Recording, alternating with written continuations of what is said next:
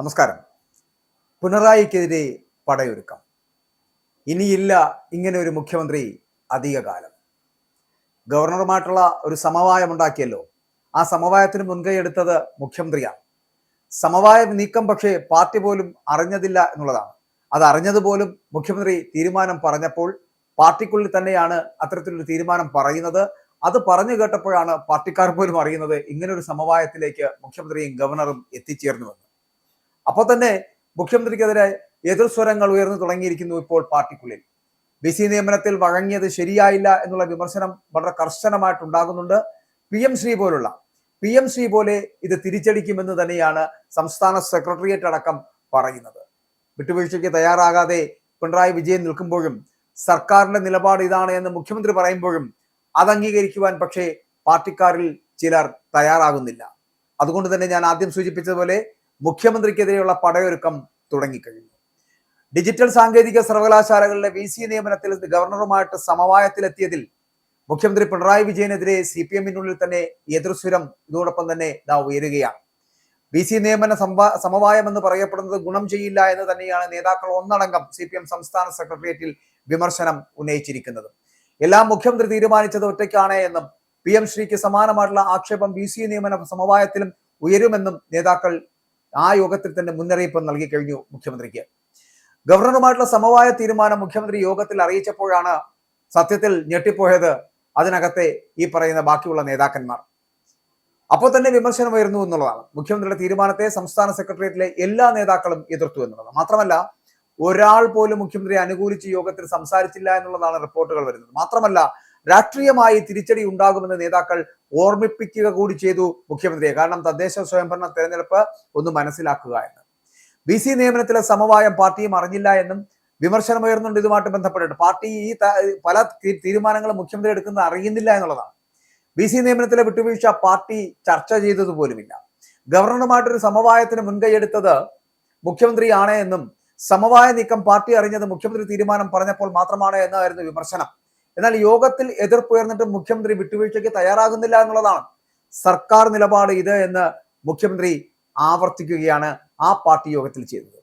അതേസമയം V C നിയമനത്തിന് പിന്നാലെ ഗവർണർക്ക് മുന്നിൽ വീണ്ടും മുട്ടുമടക്കുകയാണ് കേരളത്തിന്റെ മുഖ്യമന്ത്രി എന്നുള്ള കാര്യം മുഖ്യമന്ത്രി പോലും തിരിച്ചറിയുന്നില്ല എന്നുള്ളതാണ്. കേരള രജിസ്ട്രാർ ആയിരുന്ന KS അനിൽകുമാറിനെ സർക്കാർ മാറ്റുന്നു. സസ്പെൻഷനിലായിരുന്ന അനിൽകുമാറിനെ തിരികെ നിയമിക്കുവാൻ കടുത്ത രാഷ്ട്രീയ നിലപാടെടുത്ത സർക്കാർ ഒടുവിൽ സമവായത്തിന് വഴങ്ങി പിൻവാങ്ങുന്ന കാഴ്ചയാണ് ഈ അനിൽകുമാറിന്റെ മാറ്റവുമായിട്ട് നമുക്ക് കാണാൻ കഴിയുന്നത്. അപ്പോൾ ഇതോടെ നിയമിക്കപ്പെട്ട KTU VC ആയിട്ടുള്ള സിസ തോമസ് കഴിഞ്ഞ ദിവസം ഇതിനോടൊപ്പം തന്നെ ചുമതലയേൽക്കുകയും ചെയ്തു. സെനറ്റ് ഹാളിലെ ഭാരതാംബ ചിത്രത്തിനെതിരെ നടപടിയെടുത്തതോടുകൂടിയാണല്ലോ രജിസ്ട്രാർ അനിലിനെ ഗവർണറുടെ പിന്തുണയോടെ VC സസ്പെൻഡ് ചെയ്തത്. നമുക്ക് ഓർമ്മയുള്ളതാണത്. പിന്നീട് കേരള സർവകലാശാലയിൽ അസാധാരണമായിട്ടുള്ള സംഭവങ്ങളാണ് കേരളം കണ്ടത് എന്നുള്ളതാണ്. സസ്പെൻഷനിലായിട്ടും അനിൽകുമാർ 1 മാസത്തോളം സർക്കാരിന്റെയും CPM-ന്റെയും പിന്തുണയിൽ ഓഫീസിലെത്തുന്ന കാഴ്ചയും കേരളം കണ്ടതാണ്. എന്നാൽ SFI VC-ക്കെതിരെ കലാപസമാന പ്രതിഷേധം നയിച്ചു. ഇതിനെല്ലാം ഒടുവിലാണ് ഗവർണറുമായിട്ടുള്ള ഒത്തുതീർപ്പിലെല്ലാം ഇപ്പോൾ കോംപ്ലിമെന്റ്സ് ആക്കിയിരിക്കുന്നത്, അല്ലെങ്കിൽ സെറ്റിൽമെന്റ് ആക്കിയത് എന്ന് പറയാം. അനിൽകുമാറിനെ എന്ത് ചെയ്തു? ഇവിടെ നിന്ന് മാതൃസ്ഥാപനമായിട്ടുള്ള ശാസ്താംകോട്ട ദേവസ്വം കോളേജിലേക്ക് തിരികെ നിയമിച്ചു. അതേസമയം സസ്പെൻഷനിലെതിരെ അനിൽകുമാർ നൽകിയ ഹർജി ഇന്ന് ഹൈക്കോടതി പരിഗണിക്കാനിരിക്കെയാണ് ഗവർണറെ പ്രീതിപ്പെടുത്തിയുള്ള പുതിയ ഒരു സമവായ നീക്കം ഇവിടെ മുഖ്യമന്ത്രി ഒപ്പിച്ചു വെച്ചിരിക്കുന്നത്. ആദ്യത്തെ പ്രധാന സെറ്റിൽമെന്റ് ആയിരുന്നു മുഖ്യമന്ത്രി വരെ എതിർത്തിട്ടുള്ള സിസ തോമസിനെ അംഗീകരിക്കൽ എന്നുള്ളത്. ഒന്ന് ആലോചിച്ച് നോക്കി. മുഖ്യമന്ത്രി അന്ന് VC നിയമനവുമായിട്ട് ബന്ധപ്പെട്ട് മുഖ്യമന്ത്രി പറഞ്ഞത് എന്താ? സിസ തോമസിനെ അംഗീകരിക്കാൻ കഴിയില്ല. ഇപ്പൊ എന്താ സംഭവിച്ചത്? സെറ്റിൽമെന്റ് പ്രകാരം സിസ തോമസിനെ അംഗീകരിക്കുന്നു, അനിൽകുമാറിനെ മാറ്റുന്നു. എന്തൊരു വിരോധാഭാസമാണെന്ന് നോക്കൂ. 2002 സർക്കാരിനെ വെട്ടി ഗവർണർ സിസയെ KTU VC ആക്കിയപ്പോൾ വലിയ പ്രതിഷേധം വരുന്നിരുന്നു. SFI VC-യെ തടയുന്ന സംഭവങ്ങളുണ്ടായി. ഇടത് ജീവനക്കാരും പ്രതിഷേധക്കാർക്കൊപ്പം ചേർന്ന് നിന്നുകൊണ്ടുള്ള വലിയ സമരങ്ങൾ നമുക്ക് കാണുവാൻ കഴിഞ്ഞു. ഒപ്പിടാൻ ഹാജർ ബുക്ക് പോലും സിസ തോമസിന് ലഭിക്കാത്ത ഒരു സാഹചര്യം അന്നുണ്ടായിരുന്നു. എന്നാൽ ഇപ്പോൾ എന്താണ്? ഗവർണറും സർക്കാരും ഒരു ധാരണയിലേക്ക് എത്തിയപ്പോൾ സമാധാന അന്തരീക്ഷത്തിൽ കഴിഞ്ഞ ദിവസം സിസ തോമസ് ഈ പറയുന്ന പോലെ ചുമതല ഏറ്റെടുത്തു. ഇതെല്ലാം നമ്മൾ കണ്ട കാഴ്ചകളാണ്. അപ്പോൾ ഇതിനിടെ സർക്കാരിന് പ്രിയപ്പെട്ട സജി ഗോപിനാഥിനെ ഡിജിറ്റൽ VC ആക്കാനാണ് സിസയോടുള്ള എതിർപ്പ് മാറ്റിയത് എന്നും ആരോപണങ്ങൾ വരുന്നുണ്ട്. എന്നാൽ വൻ പോരിനൊടുവിൽ സമവായത്തിന് പിന്നിൽ അന്തർധാരയുണ്ട് എന്നുള്ള കോൺഗ്രസിന്റെ ആരോപണം ശരിവെക്കുന്നതാണ് മുഖ്യമന്ത്രിയുടെയും ഗവർണറുടെയും ഈ സമവായ നീക്കം എന്നുള്ളത്. അപ്പോൾ ഇവിടെ നമുക്ക് മനസ്സിലാക്കാൻ കഴിയുന്ന ഒരു കാര്യം എന്താ? മുഖ്യമന്ത്രിക്ക് എന്തും ഏത് സമയത്തും തീരുമാനിക്കാൻ കഴിയുമെന്നുള്ളതിന്റെ ഉത്തമ ഉദാഹരണമാണിത്. ഇതുവരെയും മുഖ്യമന്ത്രി സ്വീകരിച്ചിരുന്ന നടപടികൾ പലപ്പോഴും പാർട്ടി ചോദ്യം ചെയ്യപ്പെട്ടിരുന്നില്ല. പക്ഷെ ഇപ്പോൾ ഇതാ ഈ തദ്ദേശ സ്വയംഭരണ തെരഞ്ഞെടുപ്പിലെ വലിയ പരാജയം ഏറ്റുവാങ്ങിയിരിക്കുന്ന CPM-നെ അല്ലെങ്കിൽ പാർട്ടിയെ എങ്ങനെയെങ്കിലും ഇനി കരകയറ്റി കൊണ്ടുവരണമെന്നുള്ള ഒരു വിഭാഗം നേതാക്കൾക്കെങ്കിലും അത്തരത്തിൽ തോന്നിയേക്കാം. അത്തരത്തിൽ കമ്മ്യൂണിസ്റ്റുകാർ അതിനകത്ത് ഉണ്ടായെങ്കിൽ. അതുകൊണ്ട് തന്നെ ഇന്ന് വരെ മുഖ്യമന്ത്രി പിണറായി വിജയനെതിരെ ഒരു അക്ഷരം മിണ്ടാതിരുന്നവർ, അത് സംസ്ഥാന സെക്രട്ടേറിയറ്റിലാണെങ്കിലും ശരി, സംസ്ഥാന സമിതിയിലാണെങ്കിലും ശരി, കേന്ദ്ര കമ്മിറ്റിയിലാണെങ്കിലും പോളിറ്റ് ബ്യൂറോയിലാണെങ്കിലും ശരി, എല്ലാവരും ഓച്ചാനിച്ച് പിണറായി വിജയനോടൊപ്പം സമവായ സിദ്ധാന്തം നടത്തി മുന്നോട്ട് പോയവരാണ്. പക്ഷെ അതൊക്കെ മാറിയിരിക്കുന്നു.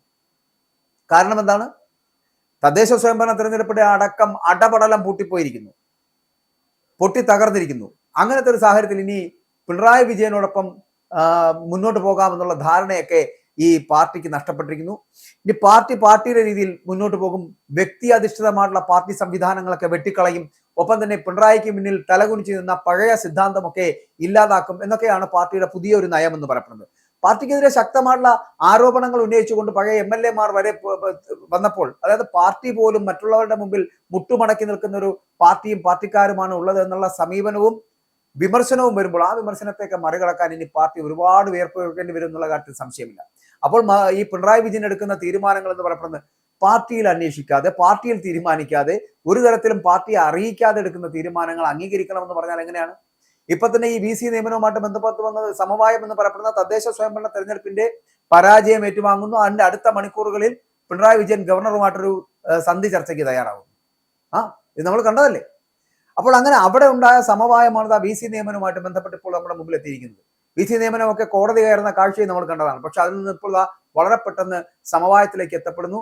സിസ തോമസിനെ നിയമിക്കുന്നു. ആ സിസ തോമസിനെ നിയമിക്കുമ്പോൾ തന്നെ അദ്ദേഹത്തിന് അനുകൂലമായിട്ടുള്ള മറുപടി ഉണ്ടാക്കി കൊടുക്കുവാൻ നമ്മുടെ മുഖ്യമന്ത്രിക്ക് കഴിയുന്നു എന്നുള്ളതുകൊണ്ടല്ലേ മുഖ്യമന്ത്രി അപ്പോൾ ഗവർണറുടെ മുമ്പിൽ ഈ കാല് നക്കിക്കൊടുക്കുന്ന തരത്തിലേക്കുള്ള അവസ്ഥ എത്തിയില്ലേ? ആ കാല് പിടിക്കുന്ന ഒരു സ്ഥിതിവിശേഷം ഉണ്ടായില്ലേ? പാർട്ടിയെ പോലും അറിയിക്കാതെ ഒരു സമവായ സിദ്ധാന്തം ഉണ്ടാക്കിയെടുക്കുന്നത് ഒരു മുഖ്യമന്ത്രിക്ക് ചേർന്നതാണോ? പാർട്ടിയാണല്ലോ വലുത്. പക്ഷെ പാർട്ടിയെ അറിയിക്കാതെ, പാർട്ടിക്കാരെ അറിയിക്കാതെ സ്വന്തം തീരുമാനം നടപ്പിലാക്കുന്ന തരത്തിലേക്ക് ഒരു മുഖ്യമന്ത്രി എത്തിച്ചേരുന്നു. ഇതൊരിക്കലും അനുവദനീയമല്ല എന്നുള്ളതാണ് ഇപ്പോഴത്തെ പാർട്ടിക്കാരുടെ തീരുമാനം. ഇനിയൊരു നിയമസഭാ തിരഞ്ഞെടുപ്പ് വരുമ്പോൾ ആ നിയമസഭാ തിരഞ്ഞെടുപ്പിലും ഇദ്ദേഹത്തിന്റെ ഇത്തരത്തിലുള്ള ഏകാധിപത്യ പ്രവണതയിലൂടെ പരാജയം ഏറ്റുവാങ്ങാൻ തയ്യാറല്ല, അല്ലെങ്കിൽ ഇത്രത്തോളം കഠിനമായിട്ടുള്ള പരാജയം ഏറ്റുവാങ്ങാൻ തയ്യാറല്ല എന്നുള്ള ഒരു ധാരണയിലേക്ക്, ഒരു പൊതുധാരണയിലേക്ക് പാർട്ടി എത്തിച്ചേരുന്നു.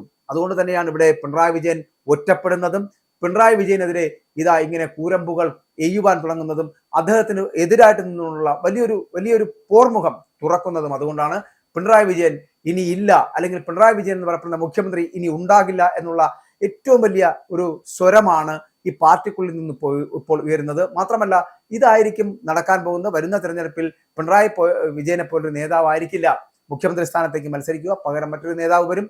മാത്രമല്ല, പിണറായി വിജയനെ ഇതോടുകൂടി ഇനി അങ്ങോട്ട് പിണറായി വിജയനുമായിട്ട് ബന്ധപ്പെട്ട് വരുന്ന വിഷയങ്ങൾ കൈകാര്യം ചെയ്ത് പോകേണ്ടതില്ല, അല്ലെങ്കിൽ ആ ഏകപക്ഷ സ്വരത്തിനെ, ഏകാധിപത്യമായിട്ട് പ്രവർത്തിക്കുന്ന സ്വരത്തിനെ ഇനി അംഗീകരിക്കേണ്ട ആവശ്യമില്ല എന്ന് പാർട്ടി തീരുമാനിക്കുന്നു. അതുകൊണ്ട് തന്നെയാണ് ഇവിടെ പാർട്ടിയിൽ പിണറായി വിജയൻ ഒറ്റപ്പെടുന്നതും. മാത്രമല്ല, ഇദ്ദേഹത്തിനെതിരെ ഒരു പടയൊരുക്കം പിണറായി വിജയനെതിരെ ഇപ്പോൾ പാർട്ടിക്കുള്ളിൽ നടക്കുന്നു.